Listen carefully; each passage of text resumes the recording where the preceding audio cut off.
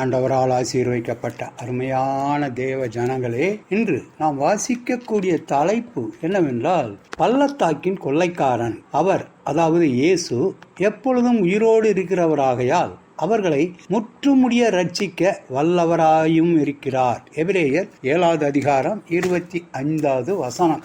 Michael என்பவர் Lebanon என்னுமிடத்தில் ஓர் இளம் வேதாகம விற்பனையாளராக பணியாற்றினார். தொலைதூர நகரம் ஒன்றில் ஒரு முக்கிய வேலை அவருக்கு வந்துவிட்டது. நடந்துதான் செல்ல வேண்டும். பயண வழியோ பள்ளத்தாக்குகளும் மலைகளும் குகைகளும் நிறைந்த பகுதியாகும். கொடிய கொள்ளையர்கள் இருக்கும் ஆபத்தான இடமும் ஆகும். தேவன் என்னை காப்பார் என்ற விசுவாசத்துடன் மைக்கேல் நடக்க ஆரம்பித்தார். சிறிது நேரம் கழித்து திடீரென்று ஒரு மனிதன் பாறைக்கு பின்னிருந்து வெளியே வந்து அவனுக்கு முன்னாடி நின்றான். நீளமான கொடூரமான தோற்றத்துடன் மைக்கேல் முன்னால் வந்து கத்தியை காட்டி மிரட்டி, உன்னிடமுள்ள பணத்தை கொடு என்று மைக்கேலை மிரட்டினான். சற்றும் தயங்காமல் தன் பைக்குள் கையை விட்டு பணத்தை எடுத்து கொள்ளையனிடம் கொடுக்கும் போது மைக்கேல் சொன்னான், நான் உனக்காக வருந்துகிறேன் என்று அமைதியாக சொன்னான். எனக்காக வருத்தமா?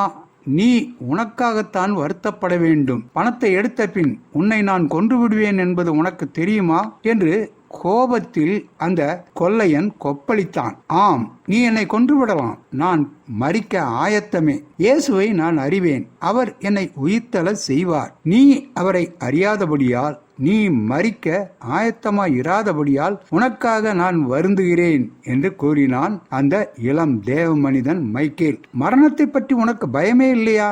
உன் தேவன் உனக்கு செய்ததை எனக்கு செய்வாரா என்று ஏக்கத்துடன் கேட்க ஆரம்பித்தான் அந்த எதிராளியாக உள்ள கொள்ளைக்காரன். நிச்சயம் உனக்கும் செய்வார். என்னை அனுமதித்தால் அந்த அதிசய இயேசுவை பற்றி உனக்கு சொல்வேன் என்று கூறினார் மைக்கேல். இருவரும் ஒரு பாறையில் அமர்ந்து வேத பாடம் படித்தனர். இயேசுவின் அன்பையும் இரட்சிப்பின் திட்டத்தையும் அவர்கள் ஆர்வத்தோடு ஆராய்ந்ததை பரலோகம் பார்த்தது. கொள்ளைக்காரன் தேவ பிள்ளை ஆகிவிட்டான்.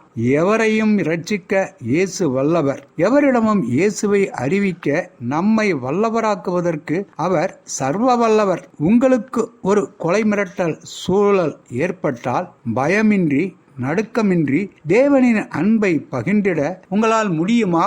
தமது மூலமாய் தேவனிடத்தில் சேருவர்களுக்காக வேண்டுதல் செய்யும்படிக்கு அவர் எப்பொழுதும் உயிரோடு இருக்கிறவா ஆகையால் அவர்களை முற்றுமுடிய ரட்சிக்க வல்லவருமாய் இருக்கிறார். கிறிஸ்து எனக்குள்ளே பேசுகிறார் என்பதற்கு அத்தாட்சி தேடுகிறீர்களே.